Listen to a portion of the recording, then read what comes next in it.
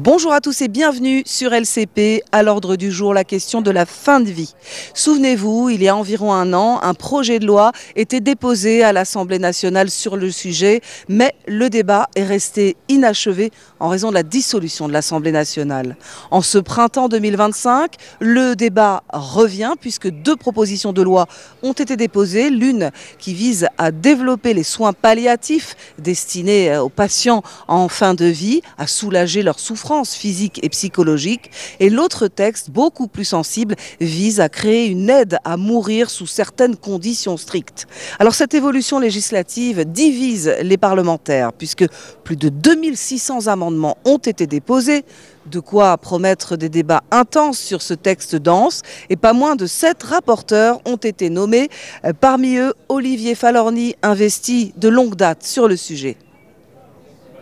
La parole est à présent à Monsieur Olivier Falorni, rapporteur général de la Commission des Affaires sociales pour la proposition de loi relative au droit à l'aide à mourir.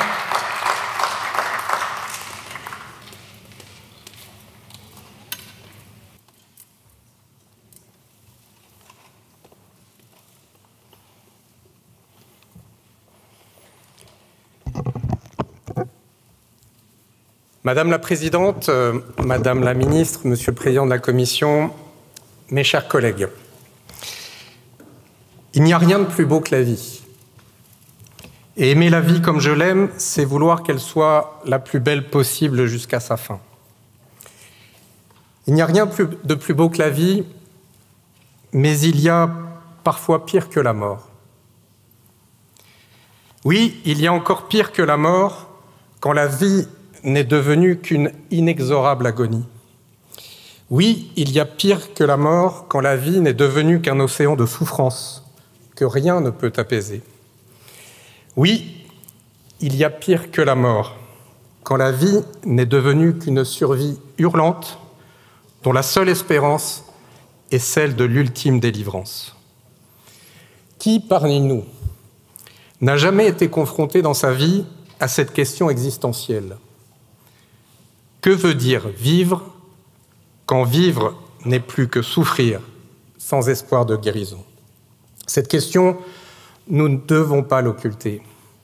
Au contraire, nous devons l'aborder avec respect et humilité.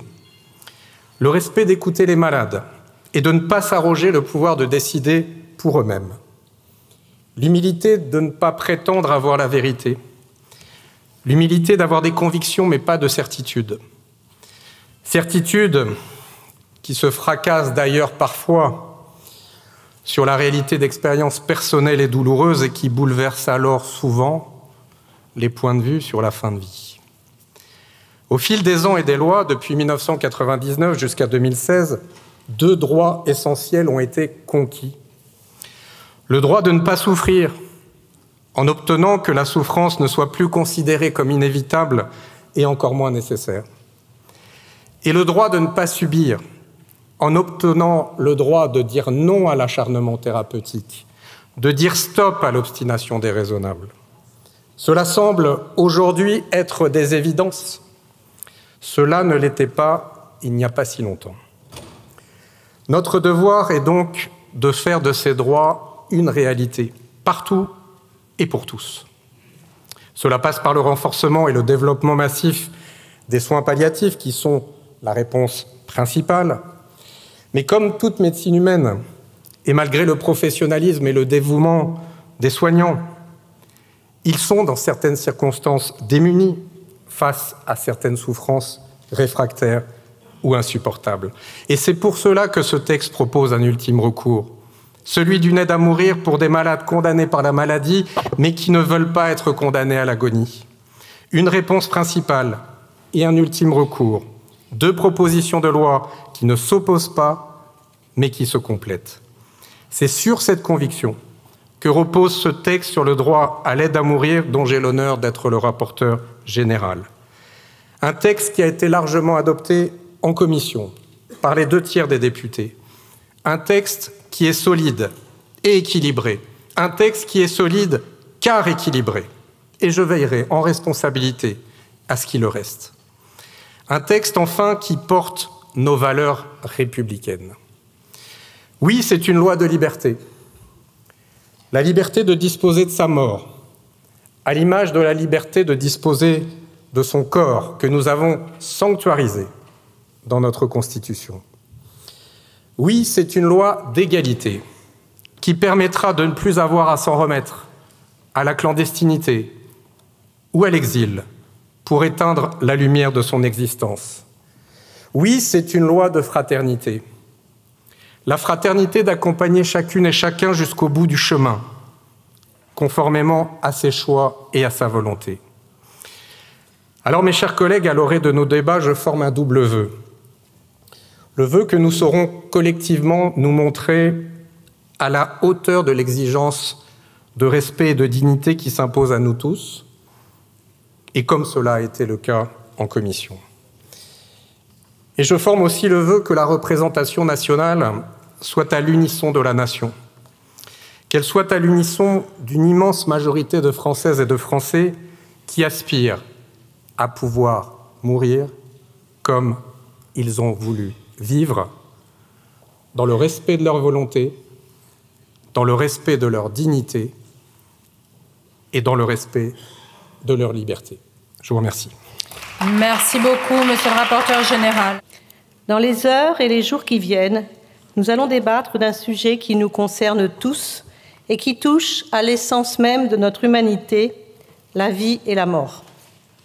Accompagner une personne en fin de vie, c'est lui reconnaître sa valeur, même dans la fragilité, même dans la souffrance, et lui dire qu'elle compte. C'est un acte de solidarité et d'humanité. Il ne s'agit pas seulement de soigner, il s'agit d'accompagner la vie jusqu'à son terme, de considérer, d'écouter et d'entourer une personne dans l'ultime étape de son parcours qui, je le crois, est un des moments les plus importants de sa vie. Un moment où se mêlent les contradictions, les questionnements, voire les angoisses, la vulnérabilité et parfois la vérité de toute une vie. Pourtant, aujourd'hui encore, et je le regrette, trop de malades, 48% précisément, n'ont pas accès à cela. Trop de familles vivent ces derniers moments dans l'angoisse et le désarroi et parfois l'isolement. À ce jour, près de 20 départements ne disposent pas d'unités de soins palliatifs et l'accès à ces services reste inégal sur les territoires, bien que cela soit un droit fondamental inscrit dans la loi du 9 juin 1999. L'enjeu sociétal des soins palliatifs ne se résume pas à l'exercice d'une spécialité, mais propose de reconfigurer le rapport à la mort, à la maladie, au malade et à son entourage. C'est une transition tout autant nécessaire à celui qui meurt qu'à celles et ceux qui vont continuer à vivre. Pour toutes ces raisons, je me suis engagée pour que chaque personne dont l'état de santé le requiert puisse avoir effectivement accès à l'accompagnement et aux soins palliatifs. Avant de dire quelques mots du contenu de la présente proposition de loi co-portée par mon collègue François Gernigon, je tiens à rappeler qu'elle est soutenue par une ambitieuse et dynamique stratégie décennale présentée par le gouvernement, dotée d'1,1 milliard, soit 66% de budget supplémentaire. Cela permettra, entre autres, de créer des unités de soins palliatifs dans les départements qui en sont dépourvus. Ainsi, 3 départements ont été dotés d'une unité de soins palliatifs en 2024, 6 le seront d'ici la fin de cette année et 4 d'ici 2026. Permettez-moi, chers collègues, de profiter de cette tribune pour souligner combien les unités de soins palliatifs sont de véritables lieux de vie où les mots accompagnement et soins vont de pair, tout comme l'engagement médical et sociétal, et où les professionnels, que je veux ici saluer, travaillent avec empathie et humanité en associant les proches et les bénévoles. À la relecture de la présente proposition de loi, issue du titre 1 du projet de loi 2024, tel qu'amendé lors de nos précédents débats, il m'est apparu nécessaire d'en améliorer la rédaction. J'ai donc déposé en commission et en séance des amendements en ce sens. Nous avons en commission, dès l'article 1er et à mon initiative, renforcé l'assise législative des soins palliatifs en l'adossant à la définition de l'Organisation mondiale de la santé, connue et reconnue, et en y ajoutant la notion plus englobante de l'accompagnement, telle que proposée dans le rapport de Franck Chauvin. Ainsi, la terminologie de l'accompagnement et des soins palliatifs permet de donner toute leur dimension et importance à l'accompagnement, mais aussi aux soins palliatifs. Sur les articles 1 à 9 et 14, le texte prévoyait déjà la mise en place d'organisations territoriales dédiées, un droit opposable à l'accompagnement et aux soins palliatifs assorti de voies de recours, une évaluation de la stratégie décennale, une loi de programmation pluriannuelle, des formations renforcées ou encore un plan personnalisé d'accompagnement. À l'issue de la commission, il prévoit en plus un débat annuel au Parlement, des formations supplémentaires ou encore des indicateurs d'évaluation de la stratégie décennale. Chers collègues, certains sujets transcendent les clivages et les intérêts partisans. L'accompagnement et les soins palliatifs en font partie, car ils touchent à ce qu'il y a de plus fondamental, la dignité humaine. À travers ces questions de l'accompagnement de la fin de vie, de la mort, de la protection des plus fragiles, se pose au fond la question de la société que nous voulons. Si notre objectif commun est de garantir à toutes et tous une fin de vie apaisée et accompagnée, notre politique doit aussi refléter notre volonté commune de construire une société humaine et solidaire qui ne laisse personne face à la mort. Telle est ma conviction la plus profonde et tout l'enjeu de cette proposition de loi. Chers collègues, à l'issue de nos débats, je vous invite à voter massivement pour cette proposition de loi.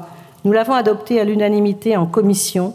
Fixons-nous ce même objectif en pensant à celles et ceux qui, grâce à nous, pourront approcher de leur mort et mourir le plus sereinement possible. Je vous remercie pour eux.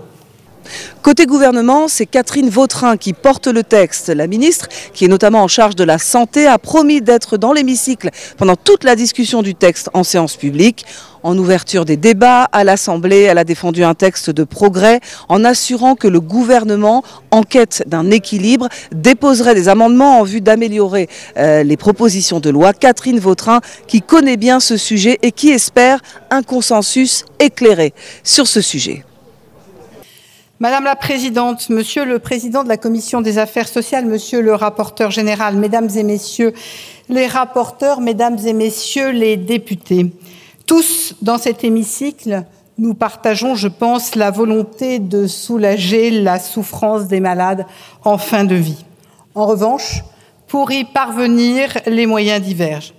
Nous sommes donc appelés à débattre d'un sujet extrêmement sensible, un sujet éthique, un sujet médical, un sujet juridique, un sujet qui appelle de notre part humilité et humanité. Et c'est là l'honneur du Parlement, que de s'emparer des sujets les plus graves, les plus bouleversants, et de trouver le point d'équilibre respectant les attentes des uns, les préventions, voire les oppositions des autres. J'ai à nouveau l'honneur de m'exprimer à cette tribune pour porter cette question qui touche chacune et chacun d'entre nous. Une question intime à laquelle nul ne peut rester étranger. C'est à la fois une femme, une fille, une mère, une élue, que les expériences de la vie ont fait évoluer, qui aborde ce débat avec toute l'humilité que requiert le sujet. Pour reprendre les mots du président de la République, la fin de vie est un vertige qui bouscule, un vertige qui interroge, qui convoque des convictions intimes et personnelles, souvent profondes. Les Français se sont saisis de ce débat parce qu'il les concerne profondément. Tous savent qu'un jour, ils pourraient y être confrontés, pour eux-mêmes ou pour un proche. Pour ces raisons, Mesdames et Messieurs les députés, je suis animée par la conviction que le Parlement doit pouvoir débattre en conscience de cette question essentielle. Comment traitons-nous la vie qui prend fin ? Refuser ce débat alors que l'état de notre droit ne répond pas à toutes les situations, c'est laisser celles et ceux qui attendent sans réponse. C'est fermer les yeux devant une souffrance à laquelle seuls et ceux qui le peuvent trouvent une issue en partant à l'étranger. C'est quelque part manquer à notre devoir d'écoute et d'humanité. Le fait générateur, je souhaite le rappeler au moment où nous commençons nos débats, est la maladie.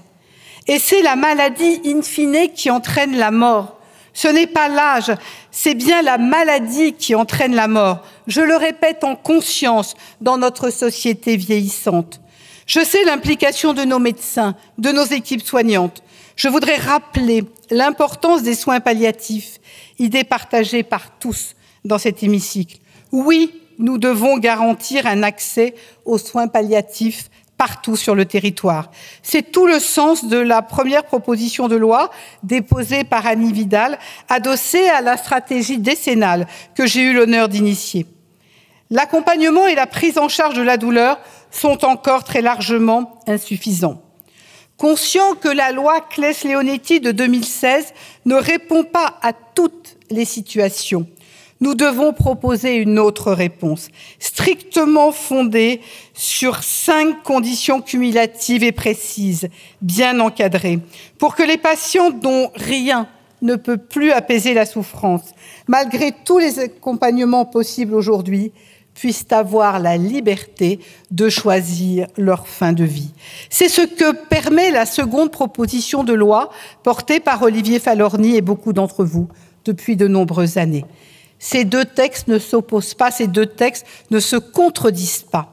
Ils sont le fruit d'un travail collectif, celui des sociétés savantes, du rapport du professeur Franck Chauvin, de la Convention citoyenne, du Comité consultatif national d'éthique, de plusieurs semaines de débats parlementaires en commission, en séance, de nouveau en commission.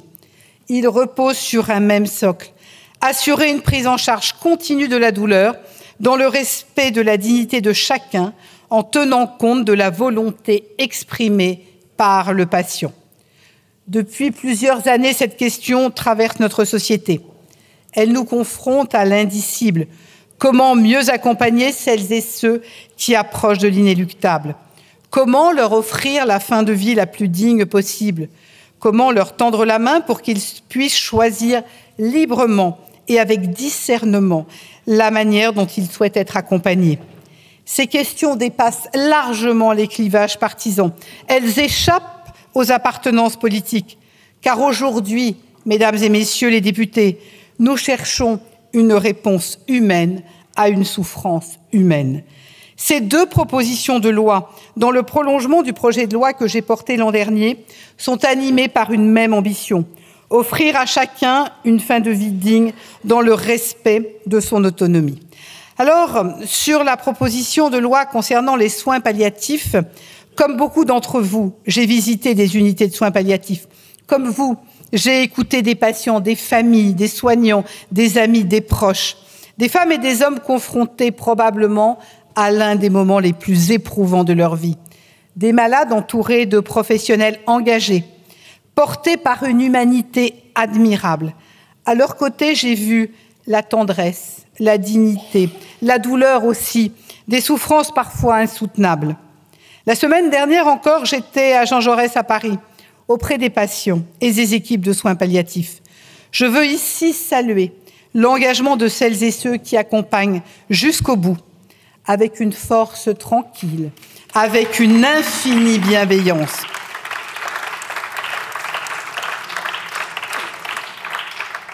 Développer les soins palliatifs, c'est affirmer que la République ne détourne jamais le regard de la souffrance. Et pourtant, aujourd'hui encore, l'accès aux soins palliatifs reste inégal selon les territoires. C'est un déchirement pour les familles, c'est un échec pour la puissance publique. Face à cette réalité, nous prenons nos responsabilités. Votre rapporteur Annie Vidal vient de le rappeler. Nous agissons, même si le temps est trop long. Il y a 1 an, nous avons lancé une stratégie décennale pour les soins d'accompagnement, adossée à un financement inédit, 1 milliard d'euros sur 10 ans. La dernière loi de financement de la sécurité sociale en porte déjà la traduction concrète, avec 100 millions d'euros supplémentaires chaque année. Notre ambition est claire, garantir à chaque Français, quel que soit son âge, quel que soit son lieu de vie, un accès effectif aux soins palliatifs. Dès 2024, cette stratégie a commencé à produire ses effets, notamment au domicile, car nous savons combien de nos concitoyens souhaitent être accompagnés aussi longtemps que possible dans le cadre familier de leur vie quotidienne. Plus de 17 000 visites longues ont été assurées chaque trimestre par les médecins de ville pour offrir un accompagnement renforcé à domicile.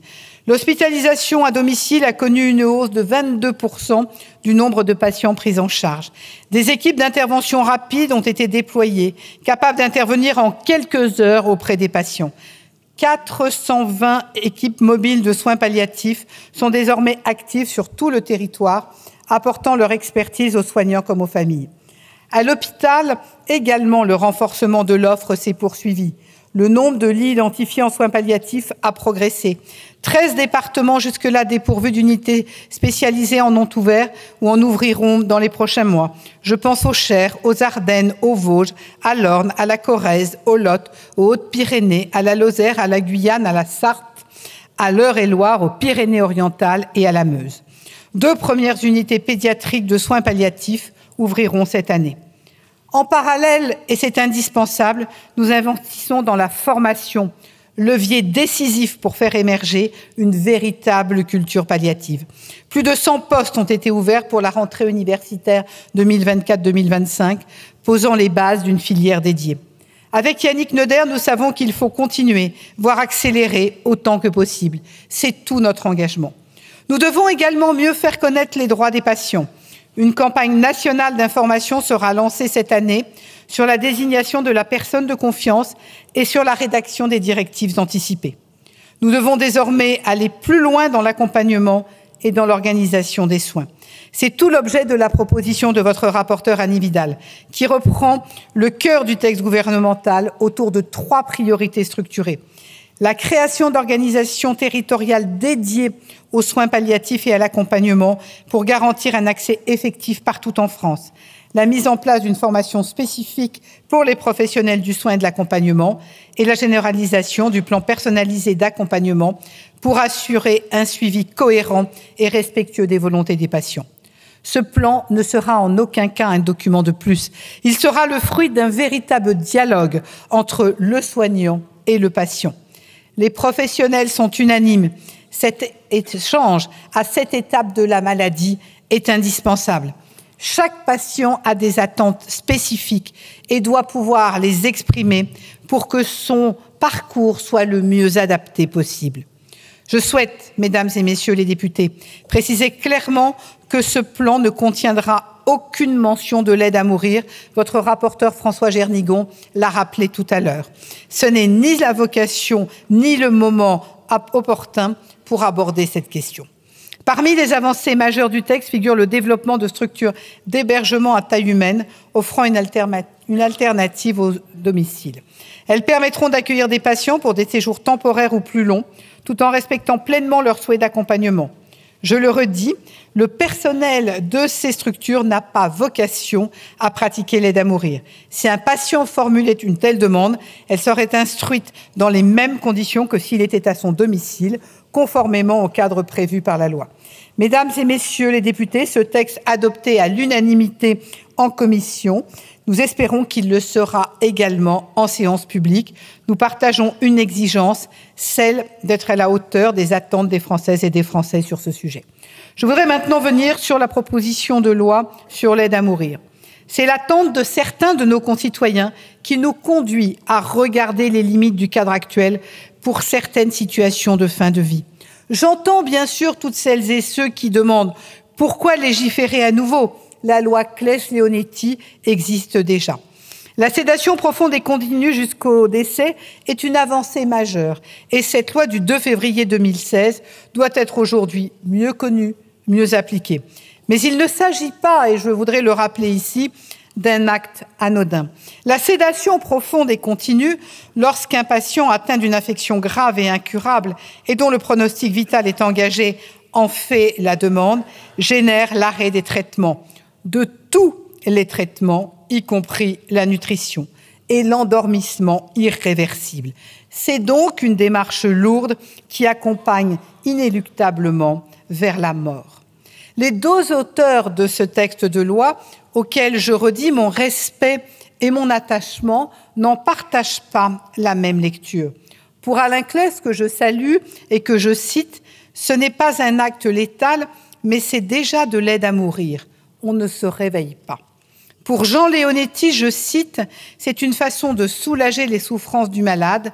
Dormir n'est pas mourir. » Les professionnels de santé que j'ai rencontrés m'ont précisé que cette pratique reste aujourd'hui peu utilisée. L'accompagnement global et la prise en charge de la douleur en soins palliatifs répondent dans de nombreux cas aux besoins des patients. Mais cette loi, je le redis, ne répond pas à toutes les situations. Même avec une prise en charge palliative exemplaire, certains patients restent confrontés à des douleurs physiques réfractaires et à une perte d'autonomie vécue comme une atteinte insupportable à leur dignité. Ne devons-nous pas entendre ces patients, connaissant l'évolution plus que probable de leur maladie, qui considèrent que c'est à eux de déterminer s'ils souhaitent ou non subir ces situations? Oui, mesdames et messieurs les députés, cette question est lourde, elle est même vertigineuse. Mais parce qu'elle est vertigineuse, devons-nous la repousser ou bien devons-nous chercher ensemble une réponse?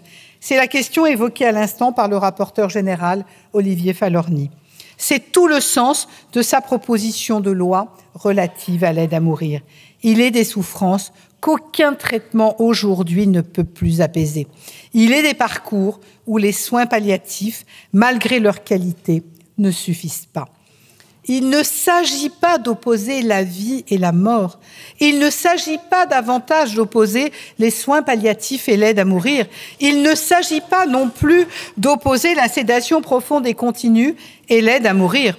Pour l'immense majorité des patients, la question d'une sédation profonde ou d'un recours à l'aide à mourir ne se posera pas parce que oui, les soins palliatifs suffiront à apaiser leur souffrance jusqu'au terme de leur vie. Mais pour les autres, la question reste entière. La souffrance de cette fin de vie n'est pas apaisée. Mesdames et messieurs, comme vient de nous interpeller votre rapporteur Brigitte Liso, avons-nous le droit de ne pas penser à ces malades? N'est-ce pas, en quelque sorte, une forme d'abandon? N'est-ce pas notre devoir que de rechercher une autre réponse, une autre forme d'accompagnement dans le cadre d'une fin de vie d'un patient qui nous le demande? Si certains expriment en conscience la volonté d'accéder à l'aide à mourir, notre responsabilité sera de leur garantir une réponse médicale claire dans un cadre strictement encadré, fondé sur le respect de leur discernement, de leur volonté, de leur dignité. Un cadre clair avec des principes non négociables et des lignes à ne pas franchir. Voilà, mesdames et messieurs les députés, ce qu'il nous appartient de construire. Voilà ce que pourrait être le modèle français de la fin de vie. Je le redis, c'est une lourde responsabilité et je veux fixer devant vous les limites essentielles de cette aide à mourir. Premièrement, l'aide à mourir ne s'adressera qu'aux patients en phase avancée d'une maladie grave et incurable et dont le pronostic vital est engagé.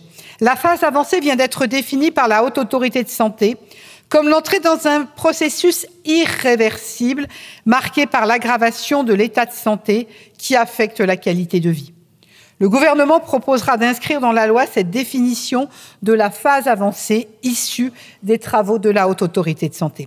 Cette définition confirme que l'aide à mourir sera réservée à des patients en fin de vie, répondant à l'ensemble de critères cumulatifs après leur avoir proposé des soins palliatifs et un accompagnement.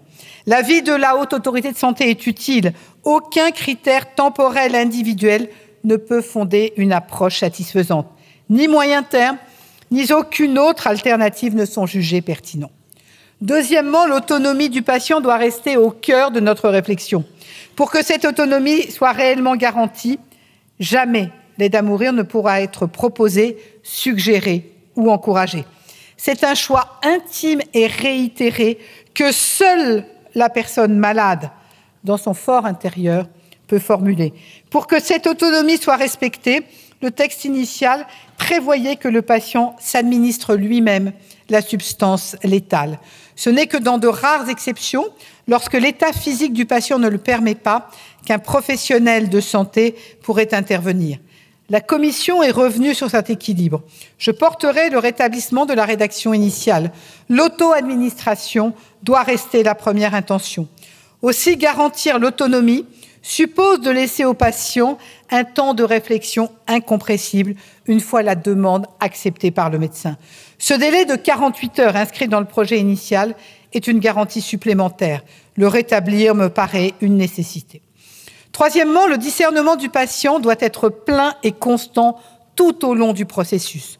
au moment de la demande, dans les jours et les semaines qui suivent, jusqu'à l'instant même de l'administration de la substance létale. Comme je m'y étais engagée, j'ai saisi le Comité consultatif national d'éthique. L'avis rendu est sans ambiguïté. Pour que l'aide à mourir reste fidèle à la dignité humaine, le patient doit être apte à manifester sa volonté de façon libre et éclairée à chaque instant de la procédure. Aucune demande d'aide à mourir ne pourra être formulée par l'intermédiaire des directives anticipées. Quatrièmement, les conditions d'accès doivent être strictement encadrées et strictement définies. L'aide à mourir ne pourra pas être accordée aux personnes majeures, ne pourra être accordée qu'aux personnes majeures de nationalité française ou résidant de manière stable et régulière, atteintes d'une affection grave et incurable avec pronostic vital engagé, souffrant de douleurs devenues insupportables et réfractaires au traitement, exprimant leur volonté de manière libre et éclairée. Ce sont autant de garanties. En modifier un seul reviendrait à déséquilibrer l'ensemble du dispositif. Je tiens évidemment à saluer le travail de votre commission qui les a sanctuarisés et à remercier les rapporteurs, les députés qui ont contribué à les préserver. Un consensus s'est dégagé sur ces 5 critères. Mais pour garantir leur efficacité, ils doivent être définis avec précision dans la loi, pour que le corps médical puisse se prononcer en toute clarté, pour que les patients puissent bénéficier d'un dispositif strictement encadré, pour que ce texte soit applicable, pour que les médecins puissent accueillir les demandes dans un cadre sécurisé. Les critères doivent être objectifs, les garanties incontestables. Certains d'entre eux pourront encore être précisés. C'est tout le sens du débat qui s'ouvre aujourd'hui, comme le rappelle le rapporteur Stéphane Delautrette. Cinquièmement, la liberté des médecins doit être garantie, tout comme la collégialité des décisions. J'entends les inquiétudes exprimées par les soignants. Ils sont les premiers visages de l'humanité dans l'épreuve et rien ne peut se faire sans eux. Leurs préoccupations doivent être pleinement prises en compte. Je veux être parfaitement clair. L'aide à mourir n'est pas un renoncement aux soins, pas plus que la sédation profonde et continue ne l'est aujourd'hui. Il s'agit de reconnaître que malgré l'engagement exemplaire des soignants, certains patients ne trouvent aucune réponse dans le cadre existant. Mesdames et messieurs les députés, ce que nous vous proposons, c'est de prolonger la main tendue de la médecine jusqu'au bout, jusqu'au moment où, dès lors que la personne le peut, si elle le souhaite, elle la lâchera en paix. Le respect de la clause de conscience est un principe absolu. Aucun professionnel de santé ne sera jamais contraint d'accomplir un acte contraire à ses convictions. C'est une ligne rouge et je souhaite qu'elle le reste. Toute demande d'aide à mourir devra faire l'objet d'une évaluation collégiale dans un cadre défini. La possibilité d'un 3e avis médical a été évoquée. Je suis favorable à un renforcement de cette collégialité, comme votre rapporteur Laurent Panifous. Aucun soignant ne doit se trouver seul face à la demande d'un patient. En conclusion, mesdames et messieurs les députés, j'ai suivi les débats en commission rappelés par votre rapporteur Élise Leboucher. Je suis pleinement consciente que certains points appellent encore des clarifications. Le gouvernement prendra pleinement sa part dans la discussion en séance publique pour faire en sorte que ces textes soient équilibrés et portés par la majorité la plus large possible. Cela suppose de faire progresser notre réflexion vers un consensus éclairé. Toutes les convictions méritent écoute et respect. Malgré nos différences, nous pouvons chercher un chemin commun. Les mots de ce débat, mesdames et messieurs les députés, sont graves. Accompagnement, douleur, fin de vie, maladie, soins, souffrance, mort. Ils nous invitent à répondre à cette question fondamentale. Comment garantir la liberté de sa fin de vie aux malades dans le respect et la dignité alors que la situation est devenue irréversible? Je vous propose, malgré nos différences, de rechercher ce chemin commun, car ce débat ne se résume pas à un choix entre la vie et la mort. Il nous invite à répondre à une question fondamentale. Comment accompagner au mieux chaque fin de vie dans le respect et la dignité de chaque parcours. Je veux redire aux soignants, vous ne serez jamais seuls. Nous serons à vos côtés pour vous accompagner, vous former, sécuriser vos pratiques. Je veux dire aux patients et à leurs familles, vous êtes entendus. Votre souffrance et votre parole sont au cœur de ces textes. Et enfin, je veux dire aux Français, le Parlement sera au rendez-vous de ses responsabilités. La proposition de loi qui crée un droit à l'aide à mourir divise au sein même des formations politiques. Chacun a sa position sur ce sujet qui renvoie à des convictions personnelles, intimes et qui suscite des questions médicales, juridiques ou encore éthiques. Retour en séance. Madame la Présidente, Madame la Ministre, Monsieur le Président de la Commission des Affaires sociales, et je tiens à vous remercier de l'animation de la Commission telle que vous avez pu la conduire pendant tous ces jours. Monsieur le rapporteur général, mon cher Olivier Falorni, je salue tous les rapporteurs. Je veux vous saluer toutes mes chers collègues et vous dire que je m'exprime devant vous avec beaucoup d'humilité. C'est un moment grave, mais c'est un moment qui honore notre Parlement. À cette même tribune, il y a 50 ans, Madame la Ministre, c'était Simone Veil qui était là. Il est des moments où le Parlement est convoqué pour avancer et avancer avec intelligence. Madame la Ministre, vous serez celle qui permettra enfin à cette France d'avoir des soins palliatifs partout sur le territoire. Et cette promesse, elle nous engage tous parce qu'il y a des patients qui nous écoutent et qui nous regardent. Il y a des soignants qui attendent aussi ces soins palliatifs, mais vous aurez également une responsabilité importante, c'est de faire en sorte que la formation soit au rendez-vous pour qu'il y ait suffisamment de soignants qui embrassent demain ces métiers merveilleux que d'aider celles et ceux qui prodiguent les soins palliatifs. J'ai une pensée pour Henri Caillavet, un sénateur qui, vous le savez, à la fin des années 70, a été le premier à ouvrir la voie. J'ai une pensée pour Bernard Kouchner, j'ai une pensée pour Alain Claes, j'ai une pensée pour Jean Leonetti, qui, avec cette merveilleuse loi de 2015, et j'étais là, ont été capables d'apporter une réponse à ces patients, avec notamment la fin de l'obstination déraisonnable. Je voudrais dire à Olivier Falorni que son nom s'inscrit à la suite de celles et ceux que je viens de citer. C'est pour ça que nous vivons un moment très important avec ces 4 années tumultueuses où à cette même tribune, plus de 8000 amendements l'entouraient lorsque un article 1 avait été péniblement voté à 23h50. À titre personnel, je vous le dis avec beaucoup de gravité, j'ai évolué. J'ai évolué d'abord parce que plus de 40 ans soignants, évolué car confronté très directement, dans ma famille la plus proche, à des cas qui ont appelé une fois de plus de regarder les choses avec plus de discernement. Mais je suis fier aujourd'hui d'être favorable à cette loi et je dis devant mon ami et collègue Cyril Isaac Sibi qui portera une voix différente pour le groupe démocrate, attaché que nous sommes les uns et les autres à pouvoir s'exprimer à la fin du texte en toute liberté. Mais ce texte est équilibré et ce texte, il est solide. Il est équilibré, il est solide parce qu'on nous a dit au début les enfants sont concernés. Non, ils ne le sont pas. On nous a dit évidemment il faut d'autres qui viendront d'autres pays du monde. Non, ce sont les Français. Ce texte est équilibré et solide parce qu'on a encadré les choses. Il protège le patient. Vous l'avez dit, Madame la Ministre. C'est lui qui décide, c'est lui qui réitère. Mais est-ce que dans une sédation profonde et continue, il peut le faire? Certainement pas. Je vous invite à réfléchir. Il protège le médecin. Oui, il peut dire « je ne ferai pas cet acte ». Il y aura une liste où ils diront si oui ou non. Et il n'est plus seul, car il y a une décision collégiale, et vous l'avez dit, Madame la Ministre. Et cette décision collégiale, elle est transmise par la collégialité au médecin qui le dit aux patients. Cette loi, elle apportera des garanties, oui, des garanties. Elle sera évaluée. L'était-elle pour la loi Claes-Leonetti? Non, il n'y avait pas de registre national le 1er janvier 2025. Ça y est, grâce à vous, Madame la Ministre.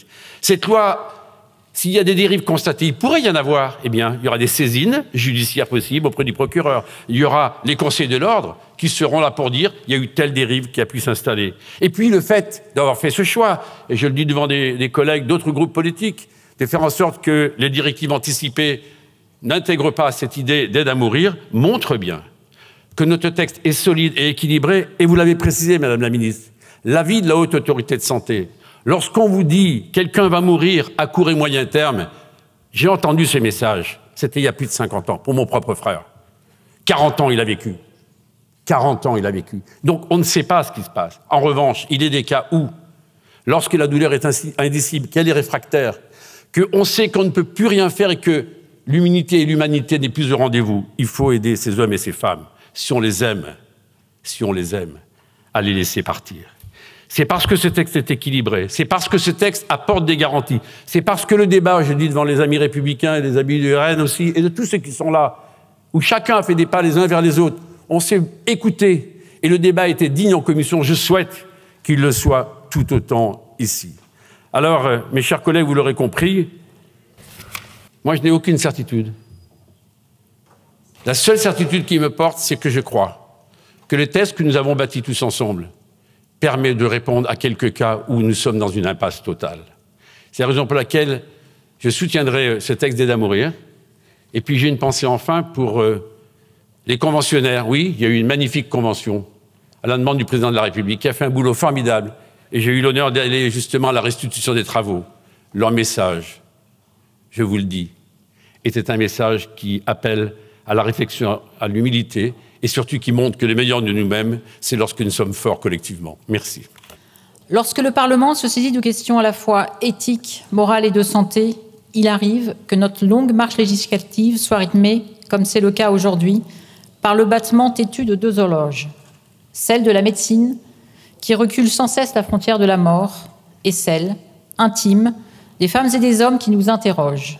Quand la science ne peut plus rien pour moi, qui va m'aider ? C'est à la croisée de ces deux cadences que nous examinons ces propositions de loi, issues du projet de loi de 2024, fruit d'un travail de longue haleine, ouvert en 2022 par le président de la République, que je remercie avec émotion et gratitude. Je me dois également de remercier les membres de la Convention citoyenne pour leur travail considérable et remarquable. Certains sont présents aujourd'hui ici. Franck Chauvin, pour la stratégie décennale des soins palliatifs, tout comme les malades, les soignants, ainsi que toutes les parties prenantes qui se sont exprimées, quelles que soient leurs convictions intimes, lors de l'élaboration du projet de loi initial, mais aussi lors des très nombreuses auditions parlementaires. Sur notre chemin, les obstacles ont été nombreux. La dissolution, qui fut sans doute le plus douloureux, mais également la scission du texte en deux, rompant de facto l'unité du modèle français d'accompagnement de la fin de vie. Mais rien ne saurait arrêter cette marche tant elle est portée par les Français et leurs angoisses, par les malades et leurs souffrances. Depuis 1999, la République a appris à refuser l'acharnement, à reconnaître la primauté de la volonté du patient, à faire germer la culture palliative. Mais 26 ans plus tard, chacun mesure l'écart entre les principes et la réalité. Pour trop de nos concitoyens, la fin de vie demeure un territoire d'abandon, parfois de détresse muette. Face à cela, nous devons résister à la tentation d'écrire la loi sous le souffle de la compassion immédiate. Un texte législatif n'est pas un plaidoyer. Il énonce sobrement des principes et des droits et doit faire confiance aux acteurs de terrain.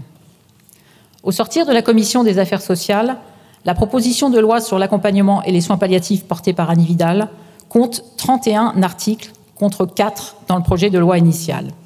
Elle compte 5600 mots, alors que la loi Claes-Leonetti de 2016 en compte moitié moins. Je crains que cette inflation législative n'éloigne en réalité les malades de soins palliatifs accessibles et humains. Je vous proposais donc plusieurs amendements allégeant ce texte. Mais bien sûr, comme tous ici, je suis intimement persuadée qu'il nous faut continuer à œuvrer pour développer les soins palliatifs. Et comme vous l'avez fait, Madame la Ministre, remercier les soignants qui, au quotidien, accompagnent nos concitoyens en fin de vie. Depuis le début de nos travaux sur l'aide à mourir, j'ai porté la conviction qu'un équilibre était possible face à ce vertige que représente la mort. Un équilibre entre la liberté de chacun, la protection des plus vulnérables et le respect de la conscience des soignants. Cet équilibre, je le crois, était au cœur du projet de loi initial, articulé entre autonomie et solidarité. Cet équilibre a été rompu. D'abord, les critères d'accès à l'aide à mourir ont été élargis. Il nous faut désormais collectivement parvenir à des conditions objectivables, compréhensibles par tous, qui respectent l'avis de la Haute Autorité de Santé. C'est la seule voie pour rendre notre texte crédible et pour avoir la confiance des soignants comme des malades. L'irréversibilité semble être un critère objectif. Ensuite, le texte initial faisait de l'auto-administration la règle et réservait l'intervention d'un soignant au seul patient physiquement empêché. Cette distinction n'est pas technique, elle est éthique. Supprimer cette limite, je le crains, parce que beaucoup me l'ont dit, reviendra à détourner les soignants d'un accompagnement de leurs patients jusqu'au bout, alors qu'ils auraient accepté jusque-là. Le sondage IFOP sorti hier nous montre à quel point le corps médical a aussi beaucoup évolué sur ce sujet. N'oublions pas, les médecins sont des citoyens. Je garde l'espoir que nous puissions ensemble retrouver la ligne de crête exigeante, capable de rassembler non seulement une majorité, mais la part le plus large de cet hémicycle. Mes chers collègues, il est de ces instants où le Parlement quitte le tumulte du quotidien, se tient face à ce qu'il y a de plus sacré en l'humain, la dignité qui doit demeurer face à la vie qui s'éteint. Écrivons donc ici ce qui, demain, accompagnera le dernier souffle de nos concitoyens, avec humilité et le doute qui doit toujours guider cette réflexion si difficile. Voilà l'horizon de ce débat. Puisse notre Assemblée, comme elle a su le faire quelquefois dans son histoire, hausser la loi à la hauteur de la condition humaine. Alors seulement, le texte que nous voterons ne sera pas un texte de plus, mais la promesse tenue d'une République fidèle à sa devise, la liberté du choix, l'égalité d'accès à l'apaisement des souffrances, la fraternité jusqu'à la dernière heure. Nous le devons aux malades qui attendent l'évolution de notre législation. À ce stade, j'ai une grosse pensée pour eux. Car oui, la mort est inscrite en nous, c'est notre destinée, notre dernière vague. Cher Charles, je vous remercie. C'est avec beaucoup de responsabilité qu'il nous faut aujourd'hui examiner les propositions de loi relatives à l'accompagnement et aux soins palliatifs et au droit à l'aide à mourir. Beaucoup de responsabilité, car il s'agit d'un sujet qui touche à la dignité, à l'intime et à notre conscience individuelle, aussi bien que collective.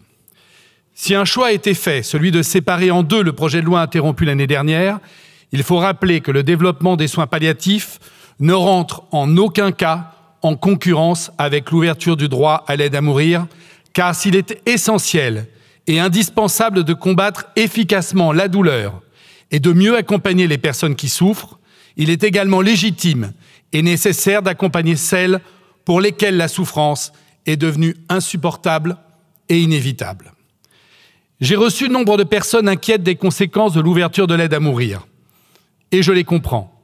Je me suis rendu en visite dans les unités de soins palliatifs, moi aussi trop peu nombreuses de ma circonscription, dans les Yvelines, et je veux ici avoir et pouvoir exprimer mes remerciements pour leur engagement humaniste aux soignants et soignantes exceptionnels que j'y ai rencontrés, comme par exemple à la MGEN de la Verrière, et elles m'ont notamment expliqué et démontré par des exemples concrets que le manque de communication sur les soins palliatifs existant déjà dans notre pays pourtant poussait parfois des personnes malades à partir déjà dans d'autres pays pour y mourir afin d'anticiper des douleurs qu'elles ne pensent même pas possible d'annihiler pour elles-mêmes dans notre pays.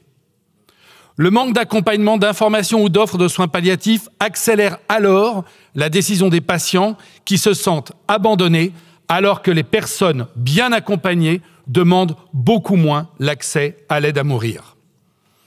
Elles m'ont également informé des possibles conséquences psychologiques du message qui serait délivré aux personnes malades par l'adoption de la loi sur la fin de vie, celui d'une société qui fait une hiérarchie entre les personnes qui seraient dignes de rester en vie et celles qu'elle accepterait de perdre. Je souhaiterais ici les rassurer sur ces deux points. Tout d'abord, le droit à l'aide à mourir, s'il est voté par notre Assemblée, est et doit rester un choix qui doit se faire de façon libre et éclairée, comme le prévoit le texte, et qui implique une bonne connaissance en amont de la décision des possibilités accessibles pour limiter leur souffrance quotidienne et lutter contre toutes les douleurs. C'est en cela qu'un meilleur accès sur tout le territoire aux soins palliatifs est absolument indispensable. Ensuite, non. Notre société n'abandonne personne en voulant adopter la proposition de loi relative au droit à l'aide à mourir. J'entends également les témoignages de personnes malades qui souffrent parfois depuis des années et qui nous disent qu'elles ne se sentent pas écoutées quand nous ne leur permettons pas de choisir la façon dont elles souhaitent finir leur jour. Elles sont alors obligées de partir loin de chez elles pour faire entendre leur voix et leur terrible choix intime. Aussi, voici selon nous le message clair que ces deux propositions de loi doivent envoyer. La France fera tout ce qui est nécessaire pour vous accompagner, pour nous accompagner toutes et tous, nous-mêmes, et limiter vos et nos souffrances, dans les meilleures conditions possibles. Et si toutefois vous faites le choix, malgré tout, de recourir à l'aide à mourir, alors, là aussi, elle vous accompagnera pour que vous puissiez le faire dignement, de façon encadrée et également dans les meilleures conditions possibles pour vous et pour votre entourage. Un autre message est aussi clairement affirmé. L'accès à l'aide à mourir n'est pas la solution pour pallier le manque de soins palliatifs. Elle n'est que l'ultime voie quand la souffrance est insupportable, mais surtout définitivement incurable. Il ne peut en être autrement, il ne saurait en être autrement. Il reste que notre système palliatif est défaillant malgré les efforts engagés depuis des années et malgré le dévouement indéfectible des professionnels, mais aussi des proches aidants et des bénévoles. Pour eux aussi, il faut que nous agissions davantage afin qu'ils puissent accompagner au mieux les personnes malades, nos propres proches. Notre groupe continuera de défendre des amendements visant à améliorer ces deux textes. Pour ma part, et pour ce qui concerne les soins palliatifs, il vise à garantir un égal accès à ces soins, une prise en charge personnalisée, une plus grande place du patient, des bénévoles et des proches aidants.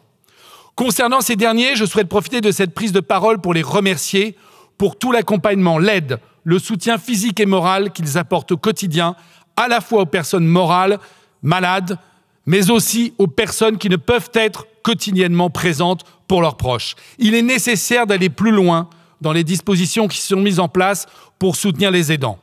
Je pense notamment au séjour de répit qui devrait être plus accessible alors que les proches aidants sont surexposés à des risques psychosociaux graves. Pourtant, l'accès à ces séjours de répit fait face à de nombreux freins du fait de l'éclatement de l'offre sur notre territoire et de la diversité des financements.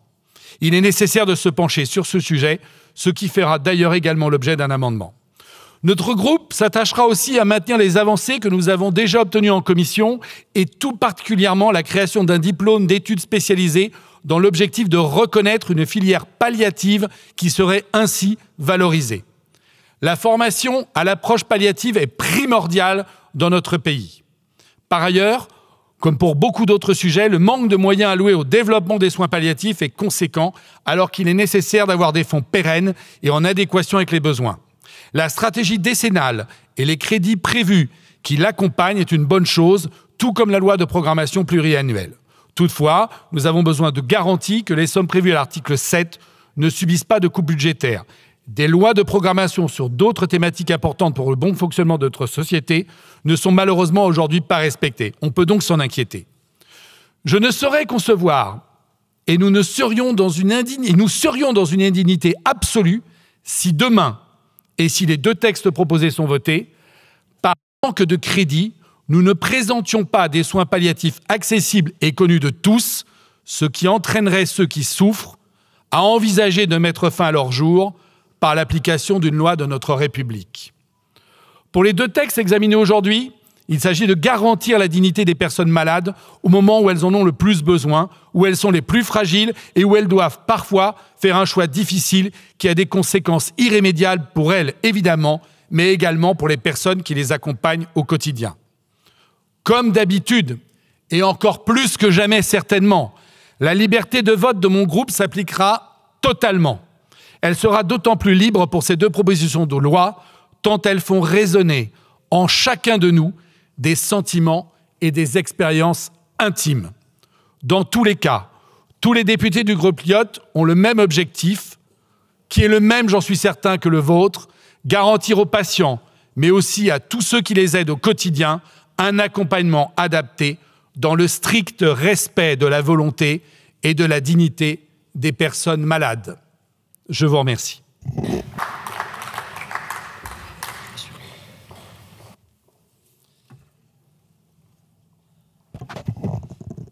Madame la Présidente, Madame la Ministre, Monsieur le Président de la Commission des Affaires sociales, Mesdames et Messieurs les rapporteurs, chers collègues, pendant les prochaines semaines, nous aurons examiné successivement deux propositions de loi, l'une relative à l'accompagnement et aux soins palliatifs, l'autre créant un droit à l'aide à mourir. Je considère pour ma part que c'est une bonne chose que ces deux propositions de loi aient été séparées en deux textes distincts. Chacun de ces textes n'a pas pour ambition de répondre aux mêmes questions et en conséquence, chacun de ces textes ne relève pas de la même décision. Le premier texte dont nous allons débattre doit répondre à un constat simple, terrible et sans appel. Dans notre pays, selon le rapport remis en juillet 2023 par la Cour des comptes, 50% des Français qui devraient être pris en charge en soins palliatifs n'y ont pas accès. Seuls 30% des enfants nécessitant des soins palliatifs en bénéficient. Les 2/3 des personnes qui meurent en France chaque année pourraient prétendre à des soins palliatifs selon des estimations du Centre national des soins palliatifs et de la fin de vie. Si aucune décision politique franche n'est adoptée, Les estimations seront demain encore plus dramatiques puisque, selon la Cour des comptes, en raison du vieillissement de la population, de la croissance des maladies chroniques et des ALD, les besoins estimés pourraient être augmentés de 23% jusqu'en 2046. À cela s'ajoute une fracture territoriale vertigineuse. 19 départements sont toujours dépourvus d'unités de soins palliatifs dédiées aux cas les plus complexes. Et certains qui en disposent sont en deçà du ratio d'un lit pour 100 000 habitants. La désertification médicale, désormais étendue à la quasi-totalité de notre pays, amplifie ces défaillances de la prise en charge palliative, par ailleurs également très inégales entre l'hôpital et le domicile. Le nombre d'interventions à domicile par les équipes mobiles pour 100 000 habitants varie de 1 à 10 selon les départements. Qui, dans ces conditions, pourrait s'opposer à une proposition de loi qui a enfin pour ambition de rendre accessibles les soins palliatifs à toute personne qui en a besoin ?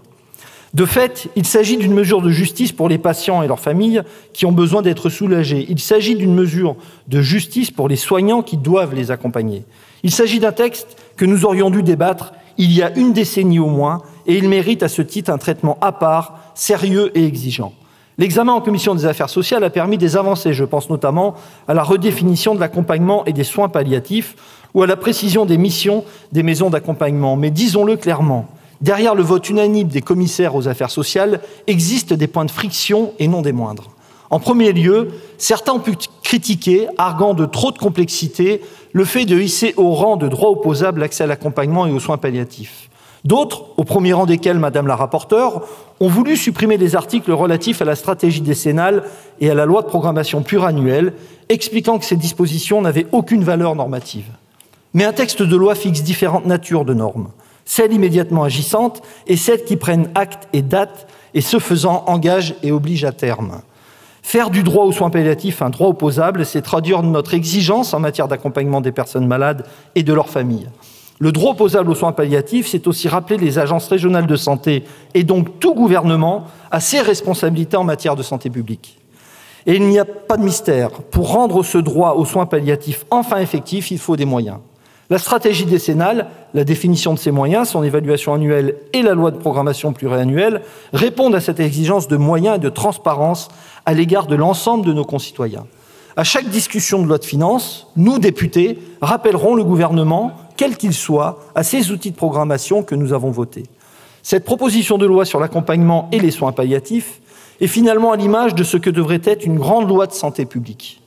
Parce que, disons-nous les choses franchement, cette proposition de loi sur les soins palliatifs n'aurait jamais vu le jour sans le souhait d'Emmanuel Macron de nous conduire à légiférer sur l'aide à mourir. Nous saisissons la balle au bond en quelque sorte. Mais force est de constater, Madame la Ministre, que vous ne pouvez pas continuer à maltraiter ainsi notre système de soins, en intervenant par bribes et quand il est à la limite du trop tard. En réalité, pour que les soins palliatifs fonctionnent mieux, il faut des hôpitaux de proximité qui ne soient pas contraints de fonctionner sur un mode dégradé. Il faut rompre la spirale de la désertification médicale. Il faut investir dans notre système de santé et reconnaître les personnels soignants et les étudiants pour éviter qu'ils ne se découragent définitivement. D'ailleurs, l'avis 139 du Comité consultatif national d'éthique, le CCNE, et le rapport de juillet 2023 de la Cour des comptes soulignent que ce n'est pas seulement faute de moyens financiers que le droit aux soins palliatifs consacré depuis 25 ans n'est pas partout effectif, mais que c'est aussi du fait de défauts structurels d'organisation. Et de tels défauts ne se corrigent pas selon les besoins d'une proposition de loi.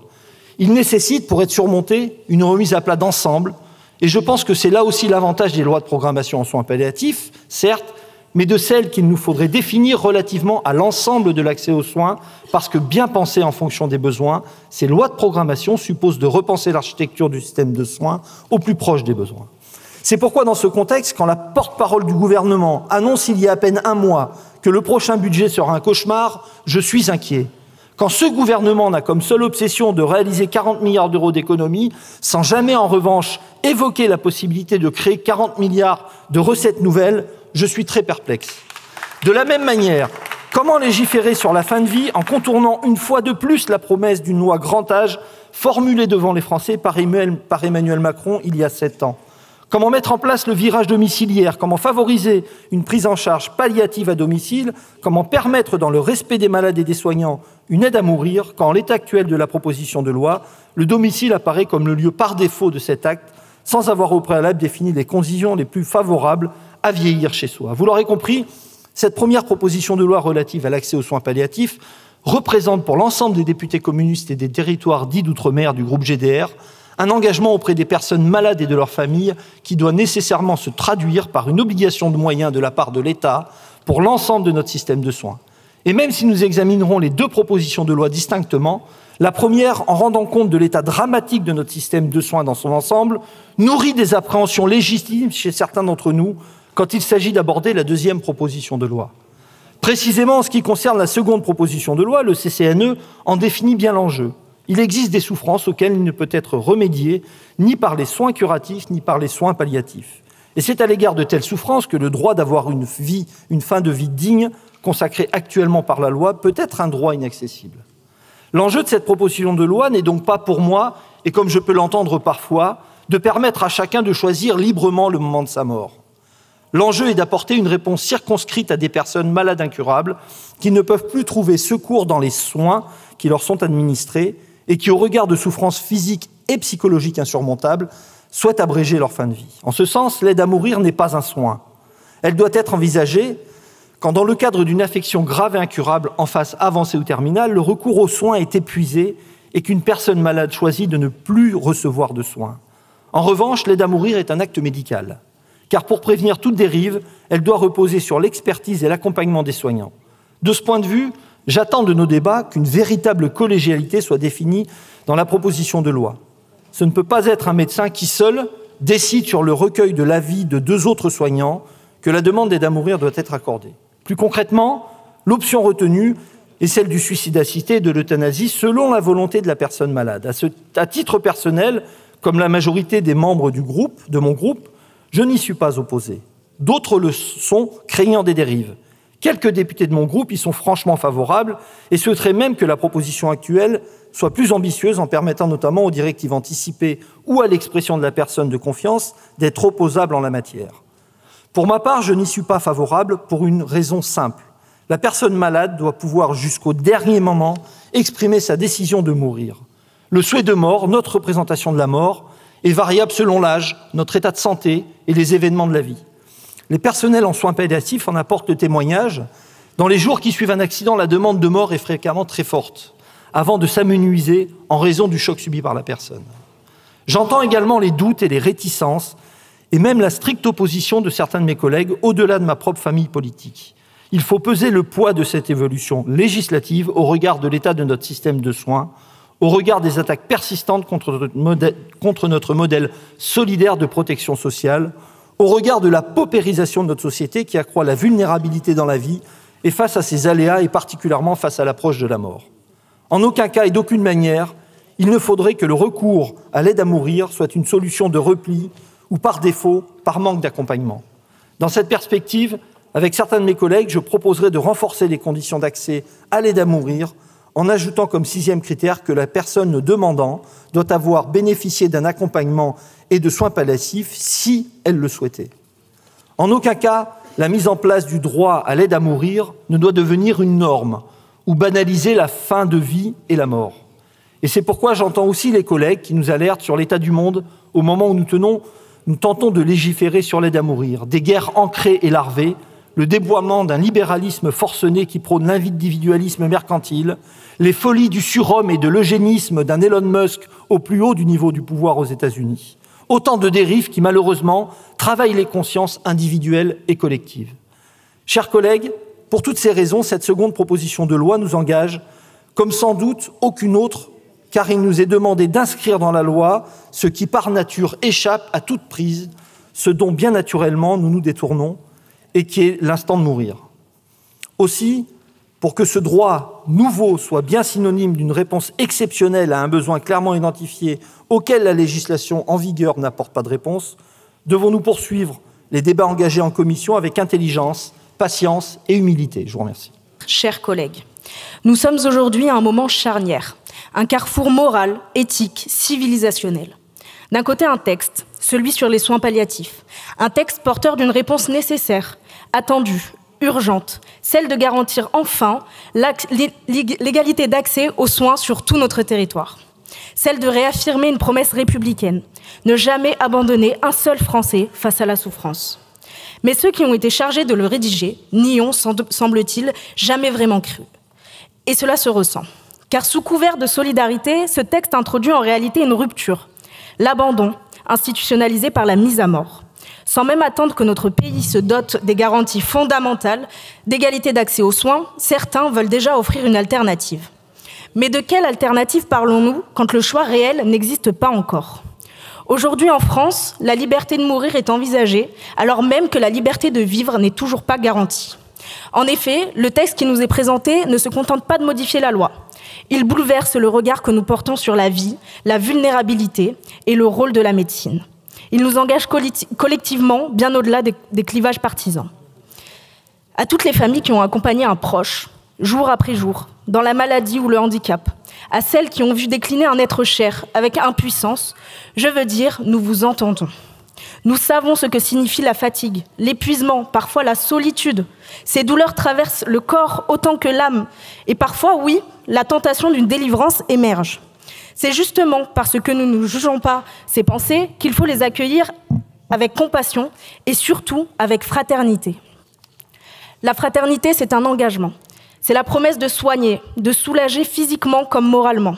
C'est affirmer que la dignité d'une personne ne dépend pas de son autonomie, ne disparaît pas dans la maladie, que leur dignité ne passe pas par leur disparition.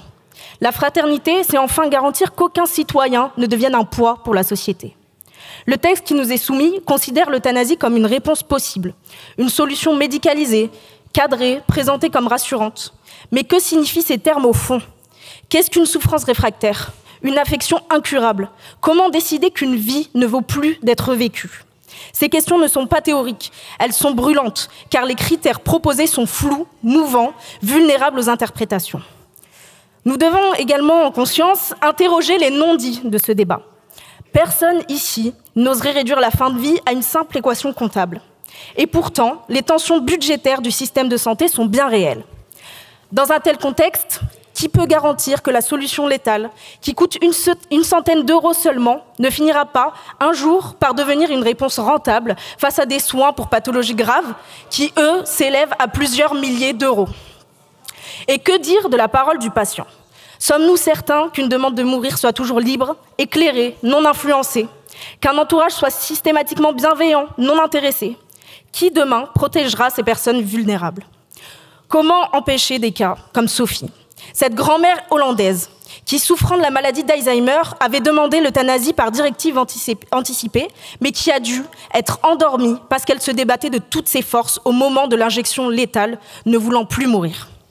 Cet exemple, parmi tant d'autres, montre que cette loi touchera en réalité d'abord les plus fragiles. Les personnes âgées, celles en situation de handicap, les personnes isolées. Dans une société marquée par l'individualisme et la solitude, quel est le message envoyé ? Qu'ils sont un fardeau. Preuve que ce projet n'est pas un progrès, mais un renoncement. Les exemples étrangers, du Canada aux Pays-Bas, nous avertissent. Les critères d'euthanasie s'élargissent inexorablement. De la phase terminale, on passe à la maladie chronique, puis à la souffrance psychologique, puis à la simple lassitude.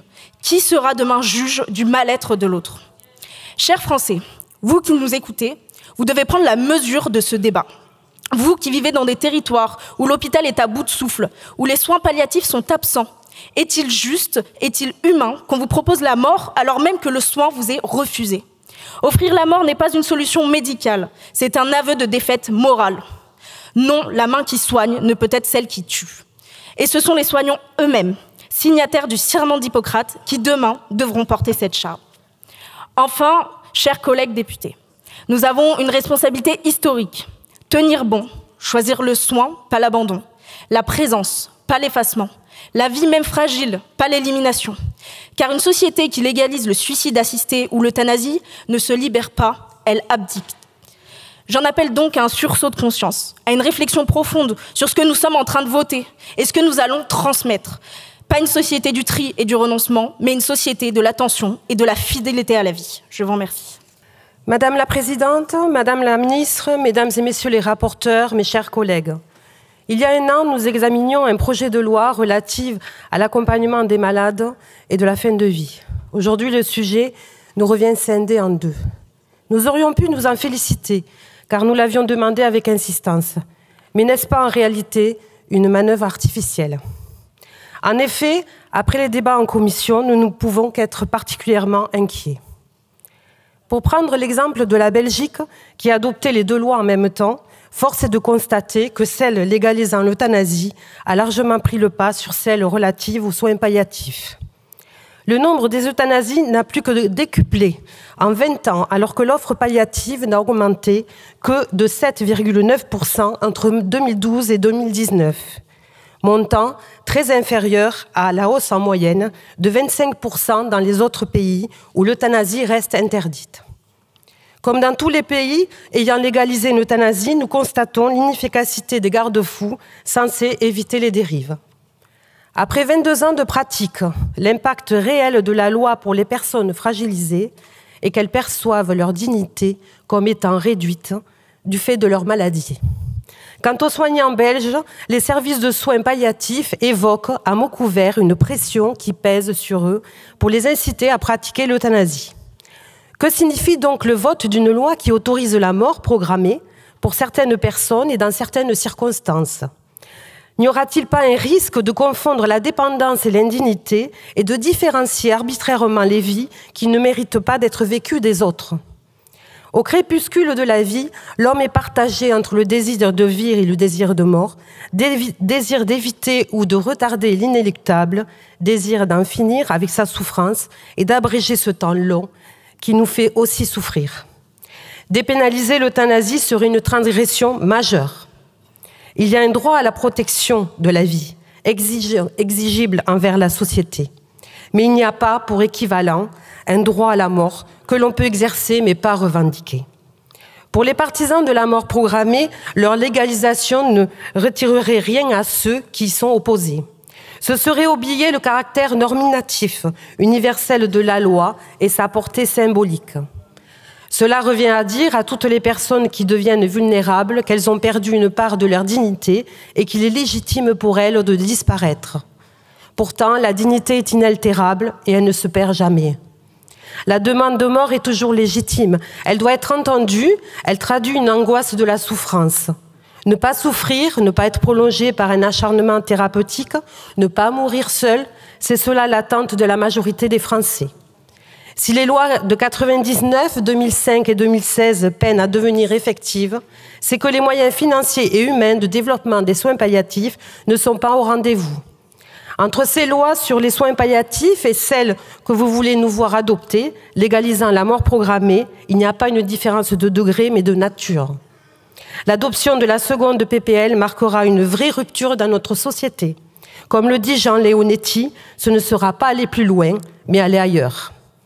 L'interdit de tuer est un élément fondateur de notre civilisation. Franchir cette barrière, c'est permettre toutes les dérives. Nous nous félicitons bien sûr des annonces du plan décennal sur les soins palliatifs. Mais en réalité, il faut dès aujourd'hui doubler les sommes annoncées et sanctuariser l'enveloppe consacrée. Il est évidemment indispensable d'accélérer le développement des soins palliatifs avant de légaliser une mort programmée. Sinon, elle serait perçue comme une alternative au manque de soins palliatifs en France et constituerait une rupture de solidarité. Ils sont un préalable indispensable car il n'y a pas de demande à mourir persistante lorsqu'un accompagnement palliatif de qualité est apporté aux malades. Il faut faire des soins palliatifs une grande cause nationale. Madame la ministre, Monsieur le Président de Commission, Mesdames et Messieurs les rapporteurs, chers collègues, elles sont rares, les occasions d'octroyer de nouveaux droits fondamentaux à notre époque. Au même titre que l'IVG, le droit à disposer de soi jusqu'au bout constituerait une avancée majeure pour notre société. Avant toute chose, nous regrettons que le texte, malgré la richesse et la solennité des débats lors de la mandature précédente, soit aujourd'hui scindé en deux. M. Bayrou a invoqué des considérations religieuses.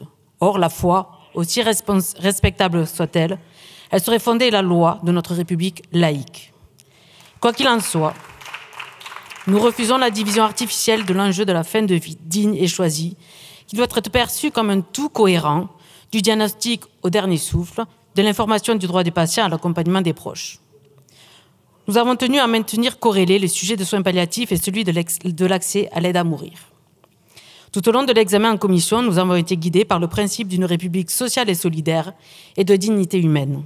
Notre boussole, la liberté de disposer de soi et la volonté souveraine du patient. Sur la partie relative aux soins palliatifs, nous saluons un texte adopté à l'unanimité en commission. Notre groupe a contribué à élargir l'accès au plan personnalisé d'accompagnement, acter la création de diplômes spécialisés en soins palliatifs et d'accompagnement, limiter les dépassements d'honoraires, exclure le profit privé de toute future maison d'accompagnement qui devront être déployées sur tout le territoire et renforcer l'effectivité du droit à la sédation profonde et continue via une stratégie décennale territorialisée que nous espérons voir évaluer chaque année. L'aide à mourir suscite plus de débats. Bien qu'elle concerne l'intime, les convictions personnelles profondes, nous devons permettre ce droit à celles et ceux qui en ont besoin, sachant qu'il n'enlèvera rien à celles et ceux qui ne veulent pas y recourir. Je veux m'adresser ici aux progressistes, mais avant, est-il nécessaire de faire taire certaines craintes? Jamais notre groupe parlementaire ne cautionnera un système qui met un terme à la vie des personnes considérées indésirables par un système capitaliste et autoritaire. Jamais il ne tolérera que l'on se résigne à mourir faute de soins ou de structures adaptées. Nous défendons l'augmentation des moyens pour la santé publique et les hôpitaux lors du PLFSS. Jamais il ne se résoudra à ce que la loi permette de se débarrasser de ses aînés, des personnes en situation de grave maladie ou de handicap. Ce texte, aux contours bien cadrés, rend ces craintes infondées. Il part d'un principe simple. En cas de maladie grave et incurable, soignez d'abord, soulagez toujours, accompagnez jusqu'au bout. Il repose sur la collégialité, l'accompagnement, le consentement libre, éclairé et donné de manière répétée par le patient. Mais la société a aussi compris que malgré l'évolution de la médecine, celle-ci ne parvient pas toujours à soulager certaines souffrances.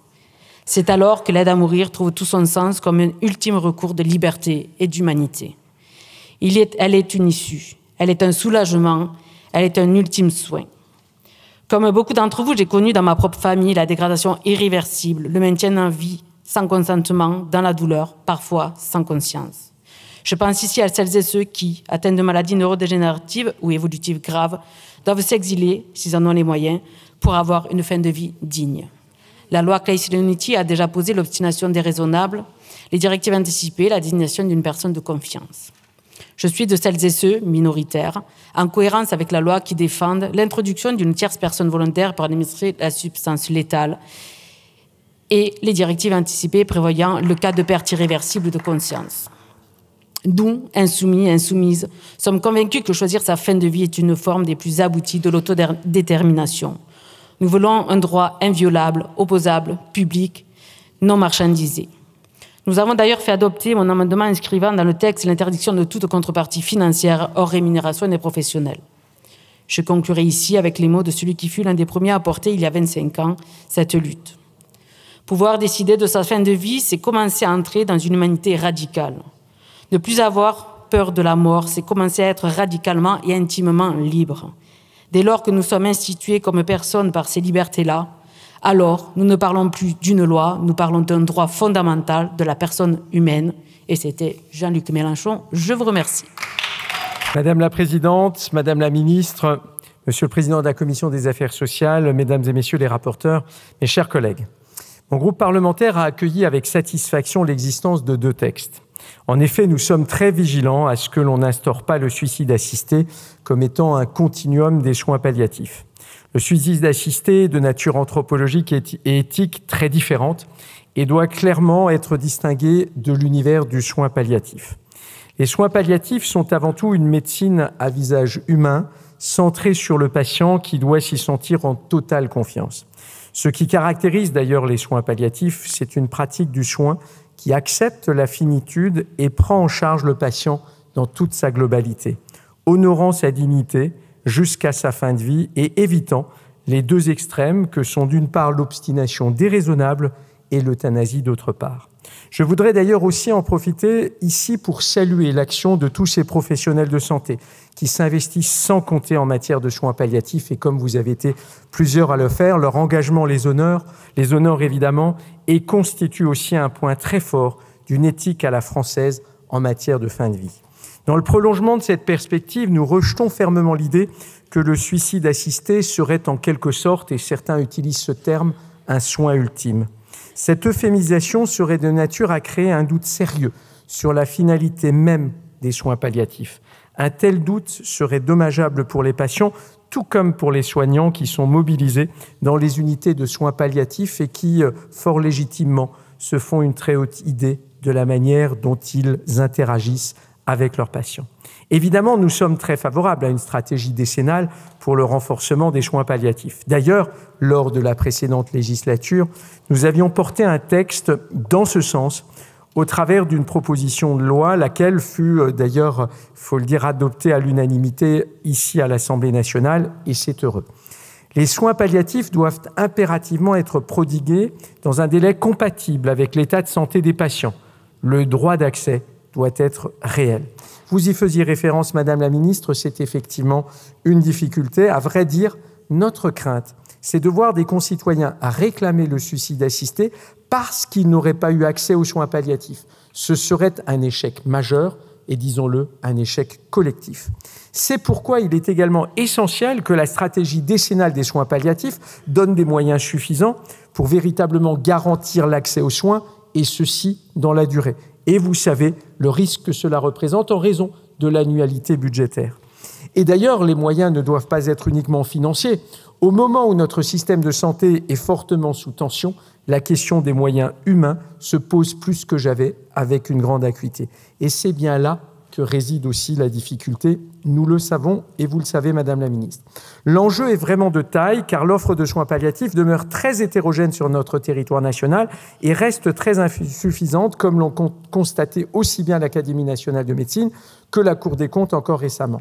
Il y a toujours un certain nombre de départements en France qui n'ont pas d'unité de soins palliatifs, ce qui reste préoccupant.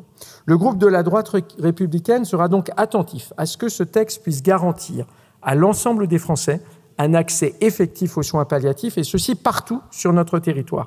À ce stade, nous avons 5 importantes questions à vous poser, Madame la Ministre. Tout d'abord, comment le gouvernement va-t-il s'en assurer, aussi bien en termes de moyens financiers et humains? Deuxièmement, le gouvernement est-il favorable à un amendement qui sépare clairement la notion quand même très floue d'accompagnement des soins palliatifs? Troisième question, que compte faire le gouvernement pour que la loi Claeys-Leonetti soit mieux connue aussi bien par les professionnels de santé que par les Français, car manifestement, et nous sommes nombreux à le dire, trop souvent, elle n'est pas appliquée comme elle devrait l'être. Quatrième question, ne faudrait-il pas assurer une mise en œuvre efficace de la loi existante avant de légiférer sur une nouvelle loi concernant la fin de vie? Enfin, dernière question, le gouvernement est-il disposé à soutenir une inscription dans la loi de la définition des soins palliatifs telle qu'elle a été établie par l'Organisation mondiale de la santé?